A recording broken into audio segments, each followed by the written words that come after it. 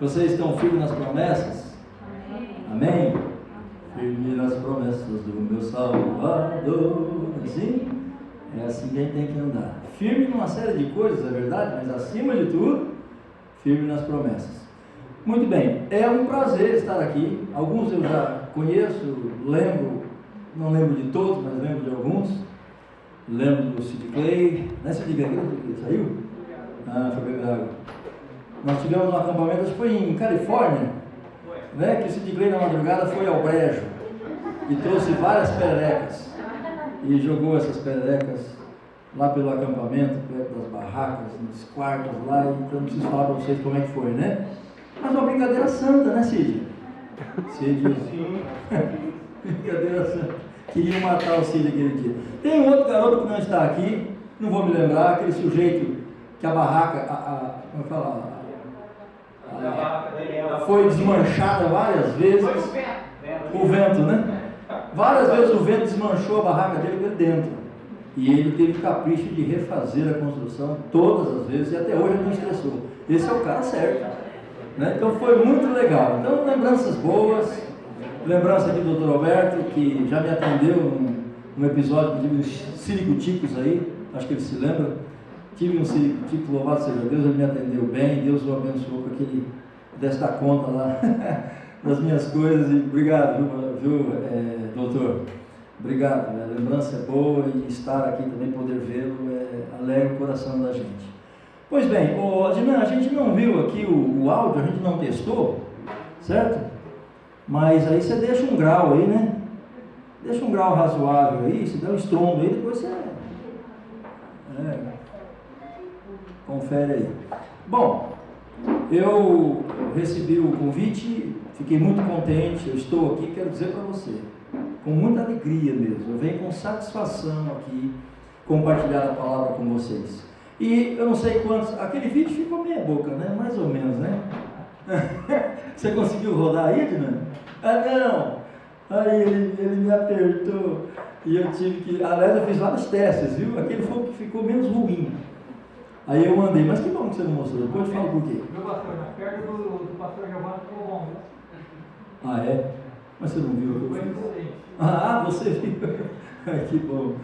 Então ele deu o assunto, passou o assunto para a gente, tristeza e também a angústia. E aí Deus nos deu a oportunidade, não uma oportunidade, digamos assim, agradável, mas na presença de Deus tudo é para a honra e glória dele. Ele permitiu que a gente tivesse um intensivo sobre tristeza nesse final de semana que passou, porque uma irmãzinha na nossa igreja, uma diaconisa, que já serve a igreja quase que desde a fundação, com seus 5 filhos, viúva, e hoje os meninos já são marmanjos, né? Tem 25, o mais velho acho que tem 27, tem 30 anos, né? O mais velho tem 30, um casal de gêmeos, uma menina e mais um avulso. E ela veio a falecer. Ela estava muito doente, num tratamento, e veio a falecer. E aí, essa molecada permitiu o falecimento da mãe, que a gente tivesse um intensivo sobre tristeza no último final de semana. Mas uma coisa que eu gostaria de falar para vocês antes da gente iniciar, é que um dos meninos, a mãe era diaconisa e servia a ceia, ela que cuidava da ceia, do pão, ela tinha 51 anos, bem jovem, sorridente, cheia de vida, mas com uma sombra, um problema que ela tinha de saúde muito sério. E quando ela faleceu de quinta para sexta, no sábado, um dos filhos, gêmeos, me ligou no WhatsApp, e disse assim: pastor, gostaria de saber se eu posso ocupar o lugar da minha mãe. Ah, que legal. Eu gostaria de saber se eu posso ocupar o lugar da minha mãe para cuidar da ceia. Eu disse para ele: joia, então Deus está fazendo uma obra, né? Que bacana quando a gente tem pessoas que foram bem instruídas, que num dado momento percebe a sensibilidade, tem sensibilidade para perceber o que está acontecendo e quer se dispor para Deus. Então, aqui eu encontro vários jovens. Temos visitantes aqui hoje? Posso perguntar, meninos? Cid, temos visitante? Erga a mão, só para eu saber. 1, 2, 3, 4, 5, 6, 7. Beleza, 8. Sejam bem-vindos, né, galera? O pastor quer saber se tem visitante, que é legal também. Bom, então o nosso assunto, vamos lá. Vamos dar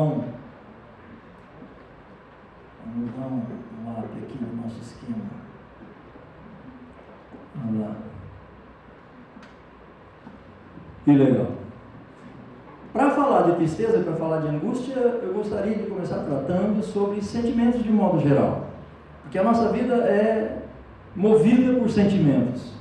Esses sentimentos, né, se eu falar até alguma besteira aqui, doutor, me corrija depois, não só me corrija na frente desse, vai ficar chato para mim. E falar um pouquinho sobre os sentimentos e que atraem doenças para a gente, coisas ruins para o nosso organismo, e que por vezes, por não nos atentarmos a isso, faz muito mal para a gente.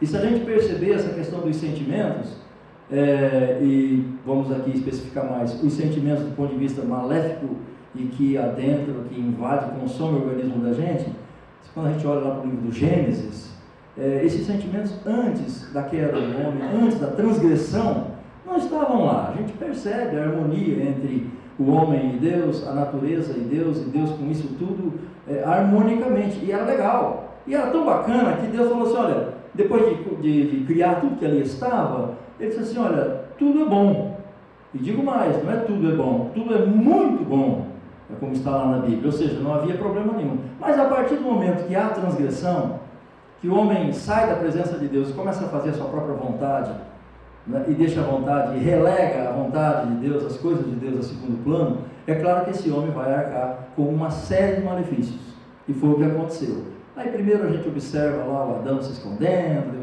Deus atrás dele, vocês já ouviram essa história, Adão, onde é que você está? E Adão chega daqui um pouco com aquela cara amarelada, porque sabia que tinha dado uma pisada na bola, e chega e fala para Deus, eu tive medo, e me escondi. Ou seja, até ali não tinha medo, não havia necessidade de esconder. Você sabe quando a gente tem culpa no cartório, a gente dá uma escondidinha, não é assim?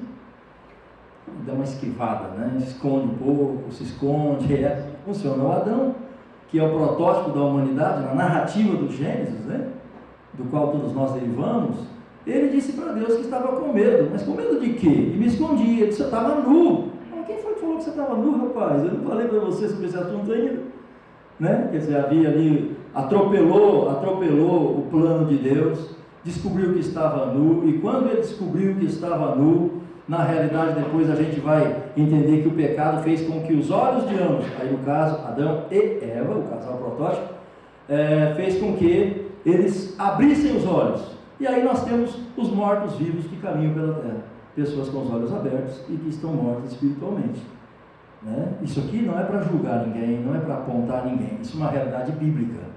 Para nós que somos cristãos, nós temos um trilho, que bom que a gente tem um trilho, esse trilho se chama Palavra de Deus, Bíblia. Então, nós sabemos que, segundo a Bíblia, existem os mortos-vivos. Desculpa eu falar isso, é até chato, é ruim, é desagradável, mas é bíblico.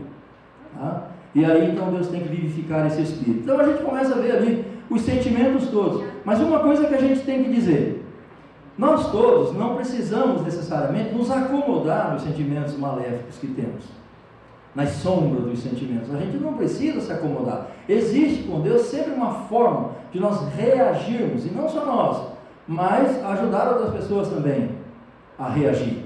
E a Bíblia é recheada de pessoas, assim, igual a mim, igual a você, pessoas normais, pessoas que estão na face da terra, passando cada qual na sua etapa, no seu tempo, não é assim? Igual nós aqui no século XXI, você com tantos anos, eu já com 54, outros nem tanto, e etc, e outros também com mais idade, mas é o tempo de cada um.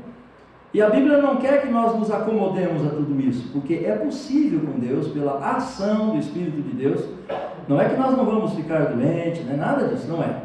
Mas na presença de Deus nós podemos melhorar a nossa existência, inclusive do ponto de vista dos sentimentos, sabendo que esses sentimentos todos atraem as doenças que nós temos, né? Isso tem literaturas mais variadas para mostrar isso aí, e tanta gente doente. Eu, por exemplo, trabalhei 15 anos da minha vida num hospital, fiz de tudo no hospital, só não fui médico. Deixa eu ver o que eu não fui lá: médico, caldeireiro, enfermeiro. Acho que o resto de tudo fui um pouco, eu entrei, era bem novo, tinha 14 anos, e quantas vezes isso eu vi e vivi. Pessoas que, se não fossem ao hospital, ficavam doentes, de tão acostumadas que elas estavam com o hospital. Aí você vê aquela fila de pessoas, eu sei, é deprimente, a gente fica penalizado com tudo isso. Eu não quero entrar num aspecto aqui de saúde do nosso país, que é outra história, isso aqui rende muito, dá muito pano para a manga, mas quero falar daquelas filas de pessoas carentes, precisando de alguma coisa, precisando de uma palavra, precisando muitas vezes também de um remédio, exame, etc. Né? Mas a maioria daquelas pessoas, isso depois eu fui ver numa estatística, boa parte daquelas pessoas não precisariam estar naquela fila. Não precisariam estar lá. Por quê? Os próprios médicos descobriam isso no plantão. Que a pessoa entrava no consultório do médico e de repente o médico começava a desconfiar. Mas espera aí, essa pessoa veio aqui para conversar. A pessoa tem necessidade de falar. As dores que ela sente parece que são no corpo, mas está somatizando. Não, na alma. Esse negócio é na alma da pessoa, é no coração, é no centro da vida da pessoa. E aí as pessoas querem conversar. Ou seja, nem sempre se está doente, mas se às vezes num processo, né, de encaminhamento, de uma neura, de uma pina, de um problema não administrado na vida, de coisas que às vezes estão lá no berço, que afloraram agora, etc., está na nossa estradinha, esteve no nosso quintal, e que agora está perturbando a minha vida, ou coisas não tão longas assim, de vida pregressa tão longa, mas coisas do nosso dia a dia, de agora mesmo. São essas coisas que invadem a vida das pessoas. Eu, por exemplo, me lembro, vou citar aqui alguns casos. O profeta Elias, eu gosto de citar o Elias, que é um exemplo bacana. O profeta Elias, vocês conhecem um pouco a história dele, é aquele profeta lá do primeiro livro de Reis, que recebe de Deus uma incumbência. Olha só, ô Elias, você vai dizer o seguinte lá para o rei Acabe, né, que era o rei de Israel naquela oportunidade, vai chegar para ele, vai dizer que eu vou mandar parar de chover 3 anos e 6 meses aí. Então você sabe o que é um homem chegar num reinado, dizer para um rei que tinha um tacão, tinha todo o poder, e atrelado depois com a rainha que eu já falo dela, chegar para o rei e dizer assim, não vai chover no teu reino 3 anos e 6 meses, né? E disse isso, e aí o que aconteceu? O Acabe com a sua esposa, a rainha Jezabel, vai perseguir Elias, e aí ele passa por uma série de obstáculos ali, de situações.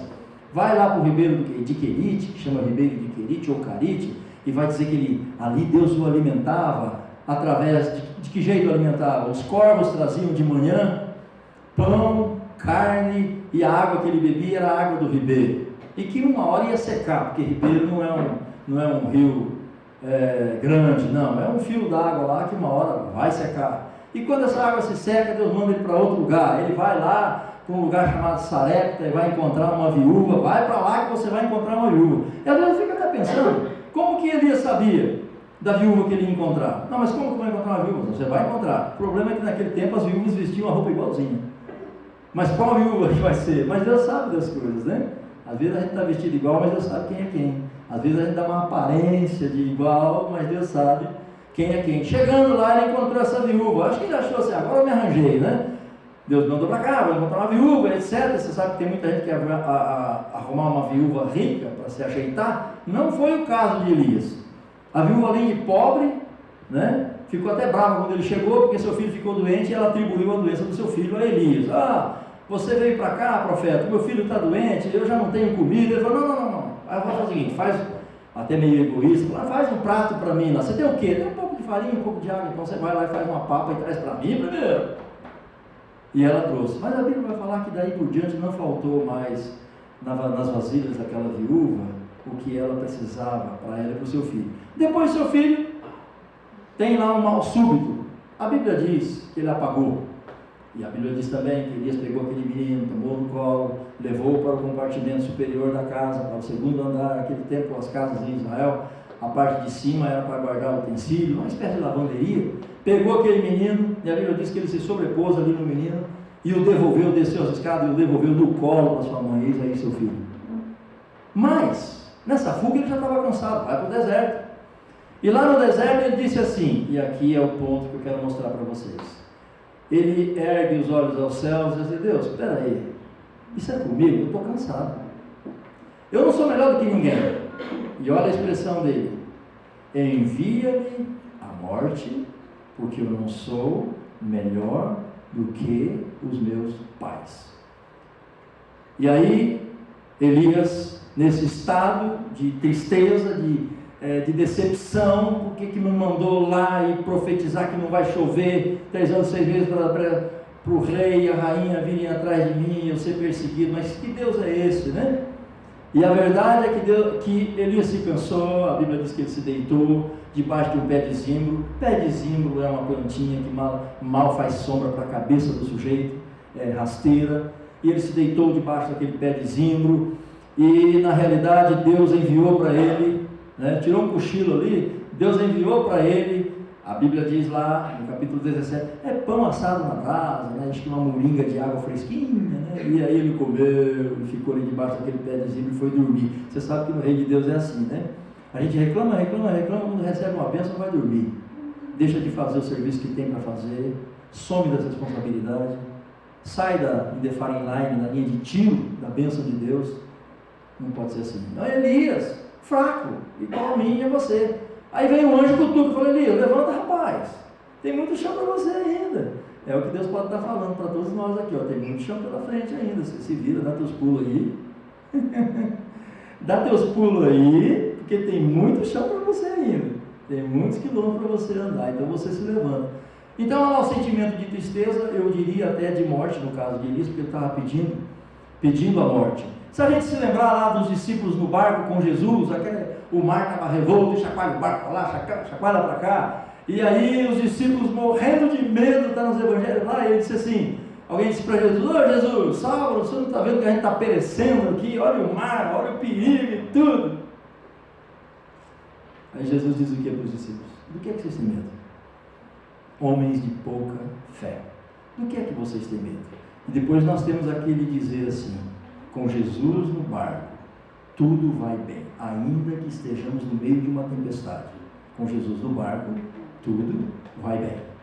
Pessoas depressivas na Bíblia também tem, o profeta Isaías, a gente tem também o caso lá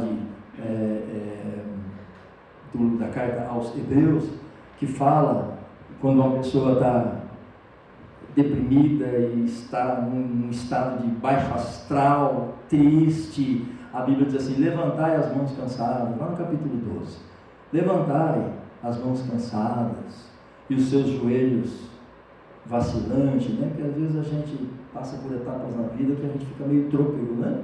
Com os joelhos meio trôpegos, meio que parece que querendo cair, não é assim? Então, quando estiver nesse estado, a Bíblia diz: ó, levanta a sua mão cansada e os teus joelhos vacilantes, o teu joelho vacilante, firma o teu pé, né? Para aquele que está doente, sare, e aquele que está são possa trilhar veredas seguras. Então, a Bíblia vem dando várias orientações para a gente. Eu não sei se tem alguém muito tímido aqui, por exemplo. Timidez não é covardia propriamente, né? Timidez é timidez. Mas é um tipo de sentimento nutrido por conta de uma série de coisas que pode ter acontecido com a pessoa. Só para explicar isso, a gente não vai falar isso aqui agora, né? Mas a Bíblia também trata disso, de pessoas tímidas e que se ficam ali fechadas e encrunhadas na sua timidez. Então, o apóstolo Paulo, quando escreve para um jovem, Timóteo, na sua primeira carta, ele fala assim: o espírito que Deus nos tem dado não é um espírito de timidez. Algumas traduções traz covardia. Não é um espírito de covardia, mas um espírito de poder. Então, o espírito que Deus tem dado para mim e para você é esse espírito capaz de enfrentar as adversidades, de enfrentar a realidade, porque você sabe que a igreja tem que tratar com o evangelho integral e falar da realidade da vida. Uma igreja não pode só erguer as mãos, cantar hinos e tudo, e achar que as coisas saem da realidade, porque não sai, é um pezinho bem firme aqui, né? E outro lá no céu.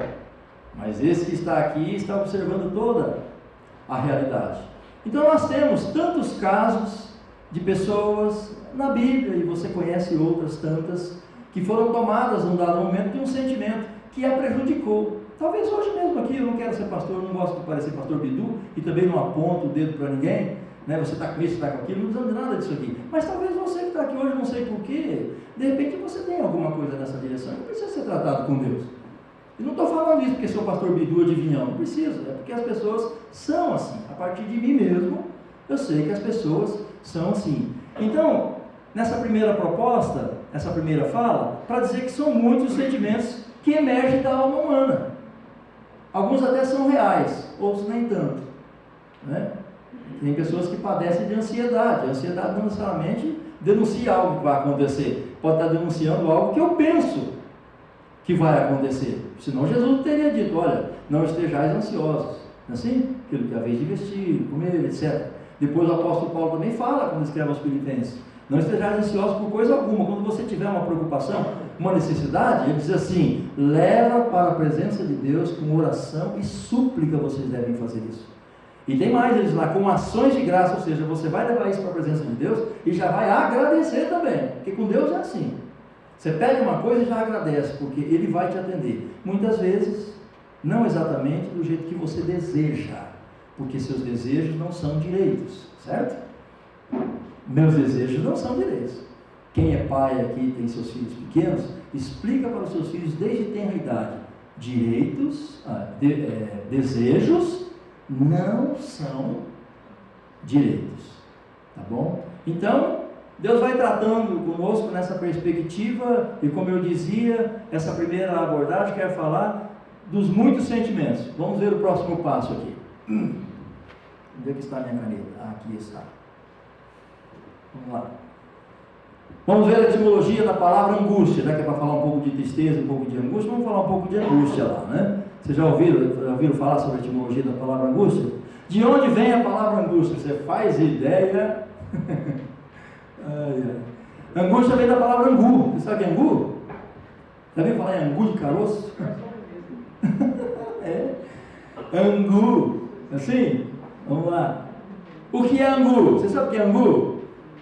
Eu não sei se você já viu isso, mas sempre tem uma criancinha por perto, alguém brinca, angu, angu. Já viu isso? É interessante, né? É criança. Aliás, se tiver criança na igreja, fica pegando na mão das crianças falando angu, não. Não pode pegar na mão das criancinhas de colo com esse tempo frio e dando gripe, essa coisa nada toda não, né? Então, olha lá. Angu. O que é angu? Angu, prato típico da culinária brasileira, preparado à base de farinha de milho, fubá, farinha de mandioca ou de arroz, com água e sal, às vezes sal, tem gente que come sem sal, formando uma massa espessa, uma espécie de papa. Tá? O que é então angústia? Resumindo, angu igual a comida, estia, que é esse sinalzinho aqui é o sufixo do substantivo, angústia é o resultado de se ter comido muito angu e daí ficar angustiado, em estado de angústia, empazinado, certo, doutor? Ele deve estar rindo mesmo, ele está rindo. Então, fecha esse quadro, amém, meus irmãos? Amém, coisa nenhuma, isso aqui é tudo conversa, estou tentando brincar com vocês um pouquinho. Onde já se viu a palavra angústia vir de angu, comida, comer muito, ficar empazinado, né? Esse pastor está com brincadeira aí, então a gente brinca um pouco, fala sério um pouco, você não fica engessado, você não aguenta aqui, né? Vamos lá então, a representação de um prato de angu. Ó, para quem não jantou ainda, né, que legal, né? A base de ou farinha de mandioca, né, que legal, isso é um prato de angu. Aqui, na nossa região, Norte Novo, aqui do Paraná, essa expressão até nem é muito usada, né, angu. É? Não é, né? Os mais antigos que nem eu, talvez você saiba. Daí a expressão que você já ouviu por aí, depois do almoço, né? Ai, depois do almoço me dá uma tristeza. E na verdade, que a gente enche o pandu, enche o barril, e comer demais dá sonolência, né? Dá sonolência, é verdade. Trabalha mais a parte do estômago e a parte da cabeça fica sonolenta, né? Assim? Você já ouviu essa expressão aqui ou não? Já ouviram? Não, né? Bom, agora falando sério então, certo? A gente brinca e fala sério. Angústia, peguei aqui dois exemplos, né? Vem do grego, que é a demonia, que significa inquietação, ansiedade e aflição. Então, isso é angústia na linguagem grega. A Bíblia traz essa palavra em alguns textos, nós vamos ver os textos lá, porque senão tomaria muito tempo. Então, olha só o que pode ser angústia neste exemplo aqui: inquietação, ansiedade e aflição. Eu peguei só esse texto, que é o texto de Jesus chamando os discípulos para orar no monte, lá no Getsemane. Getsemane significa lugar do óleo ou lugar do azeite. Então, presta bem atenção. esse texto eu escolhi porque Jesus vai ficar triste. Na realidade, a gente fala de unção. Unção na igreja é um negócio legal, não é? Unção, outros unção, aquela... Assim? Unção, outros unção, só Deus que sabe mesmo, né? Na realidade. Mas, unção, acima de tudo, do que a gente possa pensar e ler na Bíblia, mas acima de tudo, e biblicamente, é capacitação. Se você ouvir alguém dizer assim, fulano foi ungido, olha, a primeira ideia bíblica de unção é para capacitar alguém para alguma coisa. Lá no Antigo Testamento, ungia-se, naquele contexto, utensílios de guerra, material bélico, a lança, a flecha, o arco, aquelas coisas, a armadura, o escudo e assim por diante. E ungia-se também pessoa, mas também para capacitá-la. Não ungia qualquer pessoa, ungia pessoas que muitas vezes estavam muito envolvidas com a liderança da guerra, aquele negócio todo. Por exemplo, o rei, ungia-se o rei, para que o rei fosse tomado de capacitação pela unção, para que pudesse ir à guerra, tá? Aí depois nós temos esse assunto de unção, que se transforma de um pouco diferente no Novo Testamento. Já não estamos ungindo coisas mais. Eu me lembro de um episódio aqui em Jandaia. Para quem não sabe, Deus me deu a grata satisfação, pela misericórdia dele, de ser pastor em Jandaia do Sul, 11 anos. E um dia chegou um irmão lá e disse para mim, procurou o pastor, veio falar comigo, né? Ele disse assim, pastor, ele já me conhecia, não era tão chegado assim, mas ele conhecia. Pastor, eu precisava de um favor teu. Eu falei, o que foi, meu filho? Precisaria que o senhor ungisse meu carro. Comprei um carro novo, sou viajante. Eu disse, onde esse carro vai sem você? Em lugar algum, assim? Então, nós precisamos orar para que Deus unja você. Não propriamente lambeque de óleo, em primeiro plano, mas que unja teu coração, a tua mente, para que você use esse carro para a honra e glória de Deus no seu trabalho, onde você vai. Porque quem tem um carro pode usá-lo para as mais variadas coisas. Não é assim? Um carro serve para várias coisas. Então, no Novo Testamento, o assunto unção muda um pouco. Mas vamos voltar lá para o texto. Vamos voltar para o texto. Jesus chama os discípulos para orar, aí deixa alguns ali, vai Pedro, Tiago e João, chama. E aí o texto fala que Jesus começa a ser tomado de um sentimento de pavor e de tristeza, tanto que Jesus diz assim, que a minha alma, diz Jesus, está triste até a morte. Olha, tristeza de morte. Deixa eu dizer para você, tristeza de morte Jesus já teve por nós. Vou repetir. Tristeza de morte Jesus já teve por nós. E foi à cruz para cumprir, inclusive o fator tristeza, ou o fator angústia, né? Porque ele estava angustiado, estava até a morte. Mas eu tenho que dizer para você então, que a tristeza de morte, Jesus já levou na cruz. E nós podemos receber hoje o auxílio de Deus por conta do episódio da cruz e também por conta desse episódio em que Jesus vai ao Getsemane e deixou que nós soubéssemos disso. E interessante, não é? Que Jesus diz na sua oração, ele vai orar, e ele diz, Abba, Pai, sei que tudo para o Senhor é possível. Eu pergunto para você, o que é impossível para Deus? Nada, Deus pode todas as coisas. E Jesus sabia que Deus poderia afastar aquele prenúncio da cruz a partir da sua situação de tristeza. Mas ele disse assim, bom, afasta de mim essa situação, a expressão é cálice, afasta de mim esse cálice, mas contudo não seja feito o que eu quero. Lembra do desejo? Desejo não é direito. Contudo não seja feito o que eu quero, mas o que tu queres. Então, ele orou, fez a sua oração, e depois voltou lá para ver se os discípulos estavam firmes, porque ele pediu para que ficassem vigiando enquanto ele fosse orar. Aí Jesus volta, o que está acontecendo lá? Estão dormindo. E eu não sei porquê, tinha vários discípulos, nessa oportunidade tinha 3. Aí Jesus volta e enche a carabina de munição e aponta para o nariz do Pedro, né? O Pedro está sempre ali na evidência, que ele é um cara sanguíneo, muito levado, muito ligeiro na fala, né? Porque ele tem que pensar bem para falar, processar um pouquinho primeiro, né? E aí Jesus olha para Pedro e fala, mas Pedro, pode ir, depois se você quiser ler o texto, você vai ler. Ele não falou Tiago ou João, ele fala Pedro. Ô Pedro, você não pode vigiar comigo nem uma hora, sujeito. E volta. e volta a orar, daqui a pouco vem de novo, dormindo de novo, e volta a terceira vez, dormindo de novo, né? Eu preguei um sermão com esse título: 1 é pouco, 2 é bom, 3 faz pensar.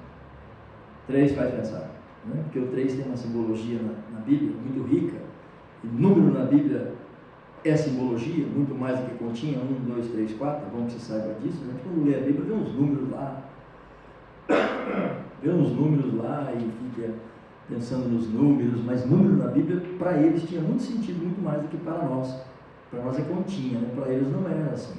E Jesus 3 vezes volta lá para falar com eles, e eles estavam dormindo. Aí chegou uma hora que Jesus falou assim: não, chega porque é chegada a hora mesmo de eu ser entregue, o traidor está vindo aí, sempre tem um traidor por perto, assim, o traidor está vindo aí, eu vou ser entregue mesmo, nas mãos dos sacerdotes, dos principais lá e tudo mais, é isso que vai acontecer, e depois Jesus vai à cruz. Mas por que eu falei de 1, 2, 3, né? Porque na realidade a gente acha que a nossa oração é o que resolve, né? É a nossa vigilância que resolve. Isso é importante. Isso é importante. Tem gente que acha isso tão importante que acha que ficar 1 hora na igreja todo dia orando, 3 horas, 4 horas, o faz melhor do que alguém e o faz mais poderoso. E não sabe que está massageando a sua própria vaidade espiritual. É claro que não é a quantidade de tempo que eu oro que me leva para a presença de Deus. É claro que não é orar de joelho, não é orar em pé, não é orar dormindo, não é orar sentado, enfim. É uma vida de oração, que a Bíblia fala assim: orai sem cessar. Então, a tua vida e a minha vida deve ser uma vida de oração. O tempo todo sintonizado, ligado com Deus, seja lá o que for que você esteja fazendo. E aqui, seja lá o que for mesmo, tua vida tem que estar na presença de Deus, tá bom? Nem que seja para levar um sabão dele, né? Mas que seja dessa forma. E aí nós temos outros exemplos do 3, né? Que ele voltou lá, e os discípulos dormindo, e ele padecendo daquela tristeza de morte, daquela situação, e orando. O outro evangelista vai dizer que a oração era tão intensa que as gotas de suor que caíam no chão eram semelhantes a sangue, como se fossem gotas de sangue. Aí tem vários estudos que vai tratar disso e etc. Mas falando do 3 diante do sentimento, Jesus falou que se pudesse passar aquele sentimento, mas não, ele disse assim: se puder passar, mas que seja feita a tua vontade. O apóstolo Paulo também orou 3 vezes, 3 de novo, 3 vezes lá, 3 vezes para Deus com o seu espinho na carne. Vocês lembram disso? Que ele ora 3 vezes ao Senhor para que Deus tirasse um espinho da carne dele. Espinho, um problema, uma trava na vida que ele tinha. A maioria das pessoas tem uma trava na vida, umas são mais significantes, outras nem tanto, etc. Numa fase, na outra, não sei, mas todo mundo tem. O apóstolo Paulo também tinha. E aí o assunto é longo, mas ele pede para que Deus tirasse o espinho dele. Ele diz que ora 3 vezes. 3 vezes, para que Deus tirasse, né? Mas Deus está querendo tratar com a vida dele, é necessário alguma coisa naquela direção. O que é que Deus diz para ele? A minha graça te basta. Então você fica aí, vai orando, fica firme aí que eu vou atender você, mas conforme o jeito que me glorifica, e não conforme o jeito que você quer, sem mais sem menos, porque desejos também não são direitos. E outros tantos. Tem aquele caso também do Pedro, né, que lá no capítulo 18, que nós vamos ver aqui, capítulo 18, 28, a angústia vem do latim angere, que significa apertar, sufocar, afogar, estreitar. A angústia, por isso que eu disse ali para o doutor Roberto ali, pode me corrigir, angústia é uma palavra que tem a ver com a nossa respiração. A radical da palavra tem a ver com a nossa parte respiratória. Então, uma pessoa angustiada é uma pessoa para quem está faltando ar, não se consegue respirar direito, há um aperto, um sufoco, afogamento, estreitamento aqui da nossa respiração, e significa isso aqui, ó. Eu coloquei primeiro em grego, depois coloquei aqui em latim. Nesse texto aqui, vocês se lembram que Pedro procurou Jesus e disse assim: Senhor, até quantas vezes pecará o meu irmão contra mim e eu devo perdoá-lo? É uma pergunta, não é? Jesus respondeu, não deu tempo, porque o Pedro é muito ligeiro, ele mesmo respondeu. E ele disse assim: até 7. Ele mesmo responde. Até 7, vou explicar para você por que até 7. Na realidade, um judeu perdoava 3 vezes e era o supra-sumo da benevolência. Era o que há em termos de perdão, 3 vezes. Então ele, um pouco mais atirado, sugere 7, até 7, ou seja, aí eu estou por cima da carne seca mesmo, né? Que o meu irmãozinho peca contra mim algumas vezes, 7 vezes, e eu o perdoo até a 7ª vez, né? Aí Jesus sim, Pedro dá uma respirada, para um pouco, aí Jesus fala, não te digo que é até 7, mas até 70 vezes 7. Lembre-se bem que eu falei ainda há pouco que números na Bíblia, ele tem uma simbologia que o personagem bíblico entendia. Nós temos dificuldade e achamos que é continha e começamos a fazer conta, não é assim? 70 vezes 7 dá quanto? Hã? 490. Então tá, se alguém der para você, vai contando, tá? A esposa, que tem um marido alcoólatra, ela tira 490 vezes em 6 meses, vamos lá, de letra. Em 6 meses, essas 490 vezes pode se inspirar. Não quero entrar no mérito aqui, mas Deus, então ela está contando 480, 488, 489, 490, agora eu posso me livrar dele, não é assim? E vice-versa também, né? Isso acontece também no caso do homem em relação à esposa. Pega a mala, então eu vou embora, né? Não é isso que a Bíblia quer dizer. 70 vezes 7 vai muito mais além disso. Então, por que Jesus apresentou em seguida para explicar para nós uma parábola, que é a parábola do servo, né? Do senhor compassivo, ou do servo credor, ou do senhor credor, está lá, conforme a tradução da Bíblia tem lá esse título. E a gente sabe o que acontece lá, não é? Quem já leu sabe. Existe um senhor, é uma parábola contada não é uma história real, mas é baseada ou te levando a mente como um símbolo para um fato real.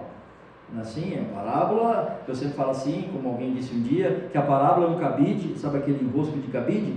Que quando você está lendo a Bíblia e você se depara com a parábola, Deus está querendo enroscar um cabide na sua orelha para pôr ali uma ideia, colocar ali uma ideia. Então você tem que ler com muita atenção. E aí a gente vê lá, o sujeito, o senhor, tinha um servo com uma dívida enorme. Esse servo chega para ele, que a dívida era de... Como que era lá a dívida? 10 mil talentos. 10 mil talentos era a dívida daquele servo. E foi falar com o seu senhor, representando Deus na parábola. E ele vai dizer: ser compassivo comigo, Senhor, e tudo te pagarei. E a gente percebe que esse primeiro senhor o perdoa. Ele não conseguiria pagar aquela dívida nunca. Você imagina 10 mil quilos de prata, né? 10 mil talentos, 10 toneladas de prata.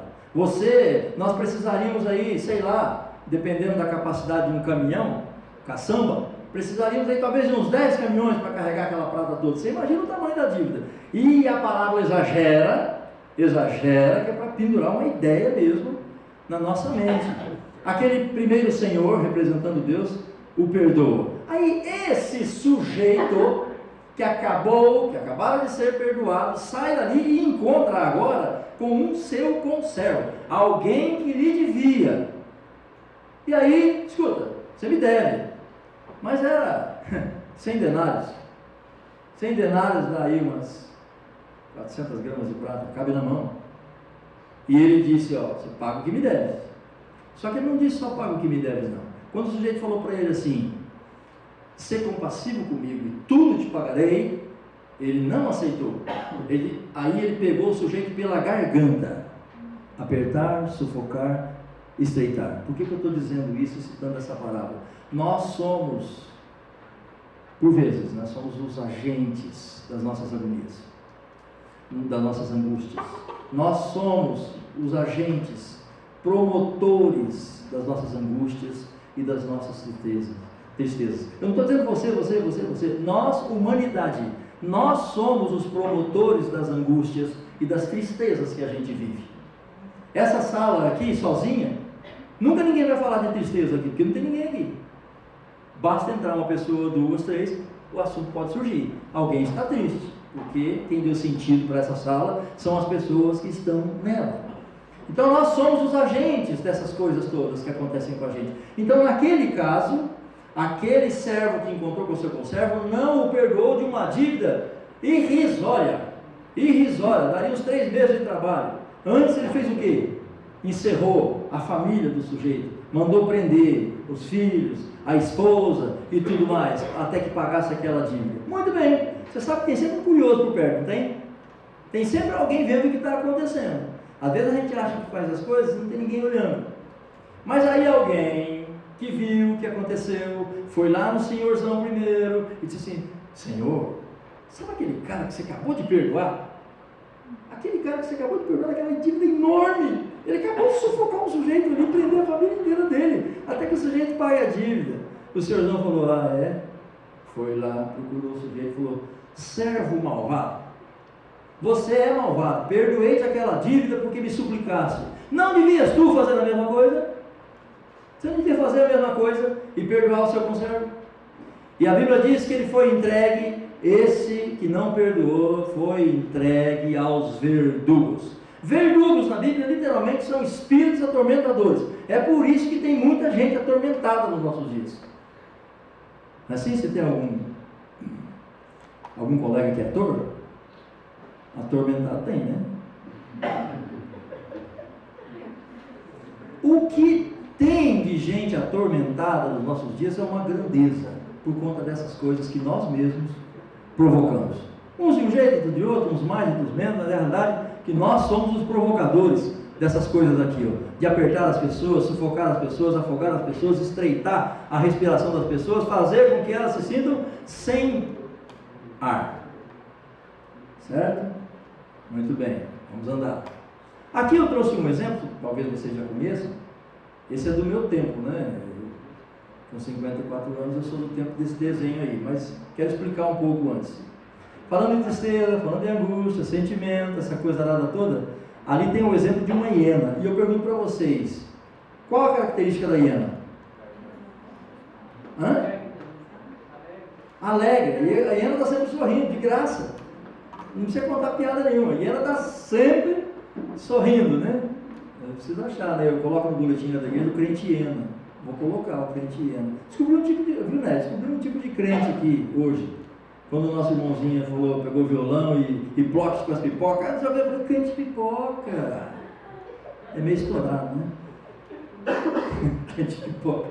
É meio estourado. O dessa semana do nosso boletim lá foi o crente leite desnatado. Vocês conhecem? Ele é aguado sem fibra. Na semana que vem é o crente jacaré, bocudo e casca grossa. E assim por diante, né? Tem vários lá.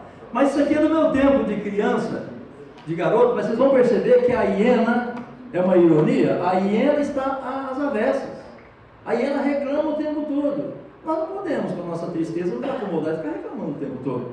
Aí tem o leão, que é um camarada um pouco mais otimista e etc. E a hiena. Então vamos ver. Pula aí daí. O áudio, né? Dá um grau aí. Creio que vou arranjar um bom emprego. Você disse emprego? Oh, dia! Vamos ver, precisa-se. Oh, eu já sei que vamos arranjar complicações e vão ser bem feias. Oh, pá! Agora vamos saber qual é esse tipo de serviço, Hardy. Encerrado, professor. Se há um bigudão nessa ilha, nós o acharemos. Fique certo. Oh, vida, presinto que nós seremos os caçados nessa caçada. Hardy, você está bem? Eu estou muito bem, Rick, apenas com uma dor de cabeça. Oh, dia! Quando ele voltar, então eu o agarrarei. Tome cuidado, Rick. Oh, desgraça, oh, dia! Oh, dia!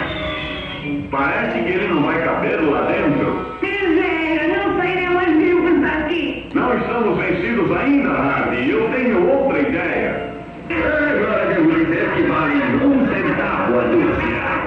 Oh, vida, eu sabia disso, eu sabia. Está bem, professor. Oh, vida miserável, o que estamos fazendo aqui nesse deserto cheio Mas que índios? Não existem índios por aqui.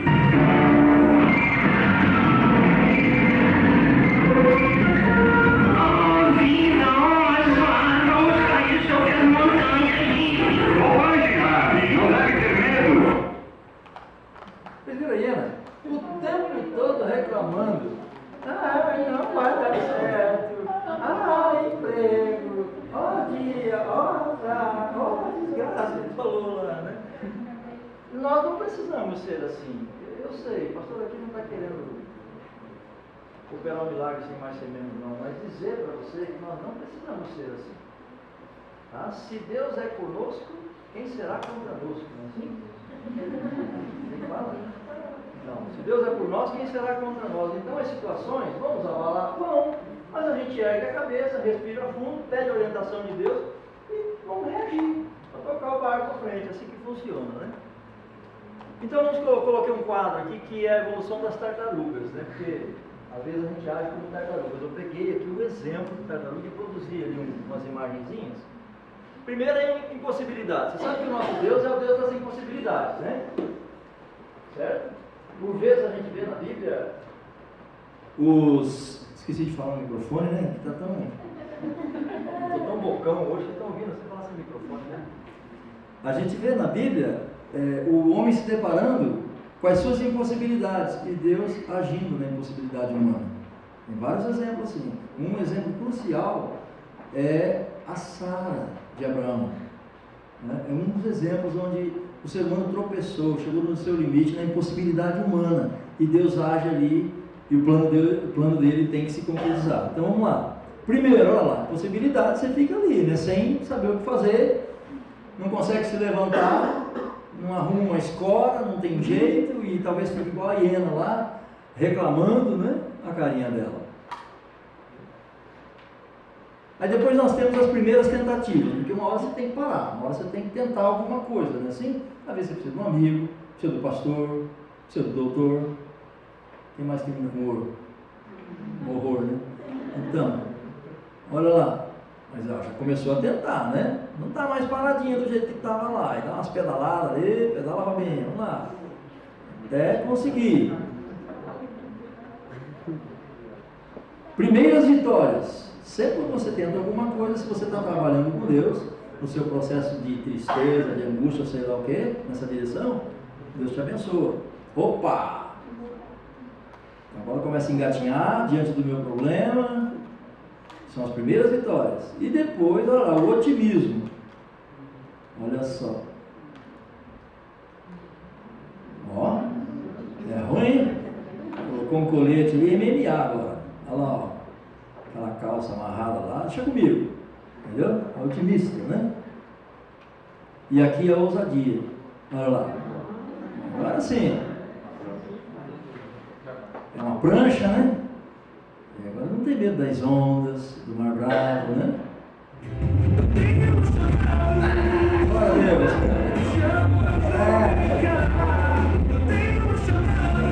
É fraco não.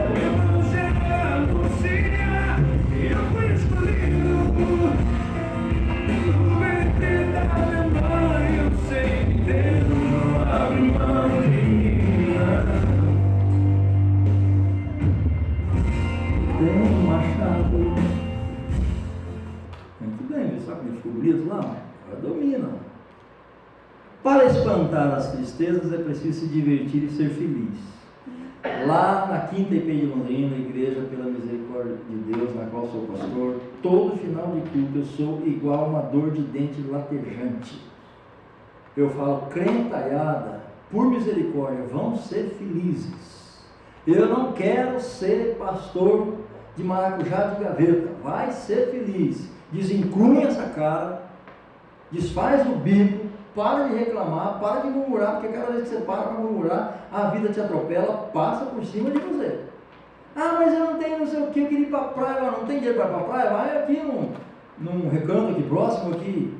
Ah, mas está difícil, pastor, porque acho que esse ano nem no recanto dá para ir. Junta os trocos, leva a molecada para comer uma pizza. Vai na praça, sai à noite, sei lá, faz alguma coisa. Mas vá ser feliz, o tempo está passando e o relógio, né? O tempo todo, registro de nascimento amarelando, eu costumo dizer que olha no espelho as coisas estão mudando também. Não é assim? Eu falo assim, está na adolescência, não é feliz, sai umas espinhas, normal, né? Juventude tem umas espinhas ainda. Aí depois, já não é espinha, é manchinha, tá olhando no espelho é manchinha. Aí tem manchinha aqui, que estranho, né? Uma manchinha, né? Que interessante. Aí essa manchinha começa a virar verruga, né? E a gente começa a aparecer um pé de jabuticaba, tanto verruguinho que sai um aqui, outro ali, aquele negócio todo. Daqui um pouco a verruga tem cabelo. O que é isso? O que é isso? É o tempo passando, é o nosso carrasco número 1. Cronos, na mitologia grega, é o carrasco que comia seus filhos quando nascia. Ele é implacável, inexorável, ele arrebenta com você, arrebenta comigo. É por isso que eu não gosto de viver no tempo, eu gosto de viver na eternidade. Glória a Deus. Então, cuida mesmo, vai ser feliz. Eu falo isso todo final de culto lá na igreja, que é para ninguém esquecer. Se eles enjoarem, porque eu vou continuar falando, né? Do mesmo jeito. Então a gente tem que se divertir, né? Vamos lá. Ovelha também se diverte, é crente se diverte, não? Amém? Opa, que é isso?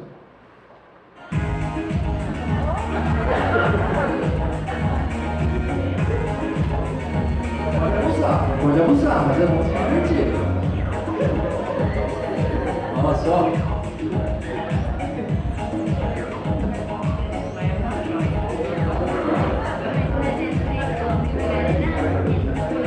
Nossa amiga é especialista, mano.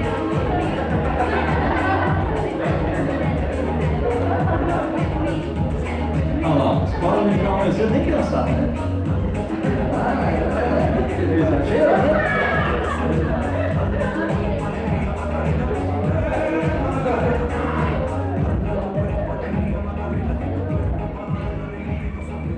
Olha aí. Legal, né? O pastor da maior bronca, né? O pastor Glaucino não está por aqui hoje, né? A gente pode colocar isso aqui e falar nada para ele, não. É. A vaidade também é um negócio legal. Vaidade sadia também faz bem no dia a dia. Até rimou, né? Não foi intencional não, mas ficou legal. Não foi intencional, mas ficou legal. Crente também tem vaidade. Nós não podemos viver de vaidade. Mas crente também tem que cuidar da sua vaidade. Tem que dar um tatinho na latinha, né? Um cabelinho, tá? Assim, né? Colocar uma roupinha mais ou menos, assim. Aí tentar cuidar de algumas coisas, né? As meninas, principalmente, cuidam mais, né? Eu sempre digo que as meninas no inverno ficam mais bonitas, porque elas se vestem diferente, colocam um negócio bacana, né? Então, vaidade é um negócio bom. Banho todo dia, mesmo no inverno, essas coisas tudo ajudam.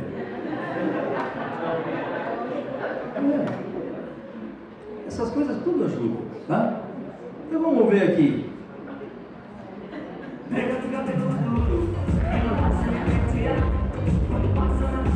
Não, não tá no cabelo da ovelha, não é legal.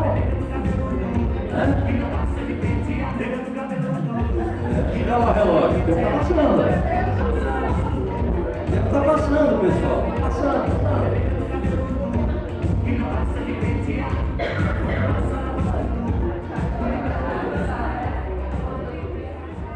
Que bacana, né? Está lá no espelho. E ela fica com o mesmo olhar, né? Você está vendo assim, não muda, não. Olha que bacana. E a tesoura mandando ver. Legal, né? Vocês gostam? Brincadeira ajuda a espantar a tristeza. Aqui eu quero brincar um pouco com vocês. A gente falou um pouco sério, brincou, falou um pouco sério. E nós vamos caminhar para o final brincando. Tá? Brincando. Essa brincadeira é legal, mas deixa eu explicar. A gente padece de um mal no século XXI, nos nossos dias. O mal da percepção. Se dá melhor quem percebe as coisas. Então, como as pessoas adquiriram isso que vem da tecnologia, chamado imediatismo, para nós tudo é um enter ou um delete. Não é assim? E a gente se esquece que as coisas precisam ser observadas. O homem perdeu a capacidade de contemplar. Esse negócio de adorar a Deus hoje também fica um pouco comprometido, porque as pessoas não conseguem contemplar apenas. As pessoas elas são elétricas e frenéticas e vai para cá, vai para lá, são hiperativas e parece que não dá tempo de perceber muitas coisas que precisam ser percebidas. Às vezes na própria vida, às vezes no contexto, à minha volta, coisas assim. E que muitas vezes compromete a vida da gente. Essa não percepção. Tá? Então o que nós vamos fazer aqui é uma brincadeira para perceber. Vamos ver uma coisa aqui. Da mesa de sinuca para cá é um time. Vamos lá? Chegue para cá, você que está aqui na mesa. Isso, você de verde, chega para cá. Isso, chega para cá. Isso. Vamos lá. Vamos fazer aqui 2 times, né? Olha, tudo que vai aparecer aqui é escrito, só que com figuras, tá? Então é assim, sempre da esquerda para a direita. Às vezes está literal a leitura, a escrita. Nem sempre. Às vezes a ideia está por aproximação. É aproximada, tá? Então nós vamos ver a primeira, com qual time a gente começa? De cá ou de lá? De lá? Isso, então vamos começar com o pessoal aqui. Fiquem quietos aí, vamos lá. Primeira leitura, da esquerda para a direita. Ah, eu já sei. Não, vocês fiquem quietos aí. Tem escrito lá, pessoal? Vocês sabem quem é essa aqui, né? Vocês assistiram o Monstro de Si? Já.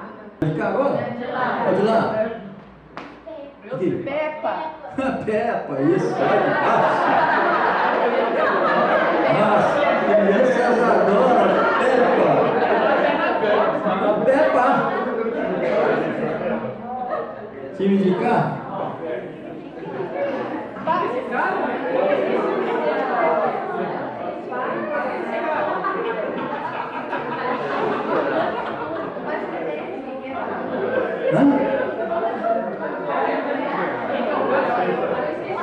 Alguém lembra quem é o cara? Tem um pessoal madurinho que quer saber. Lembrou?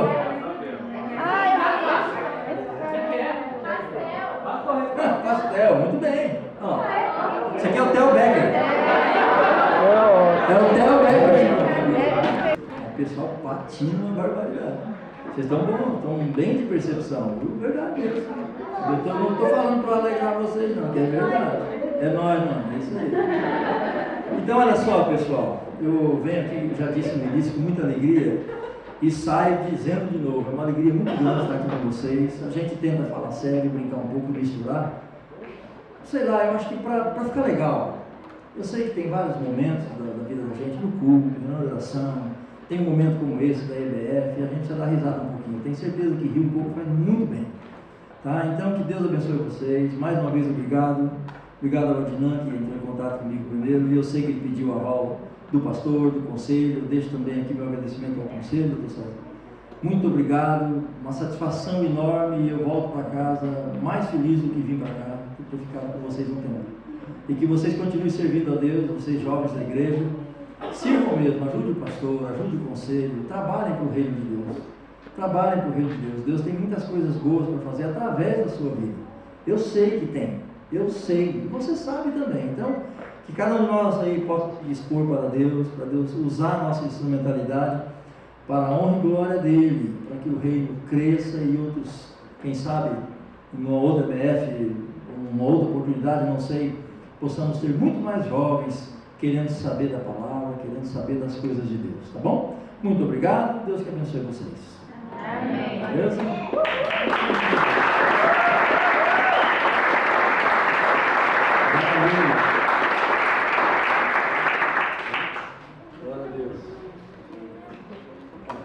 Eu faço favor de desligar esse fim.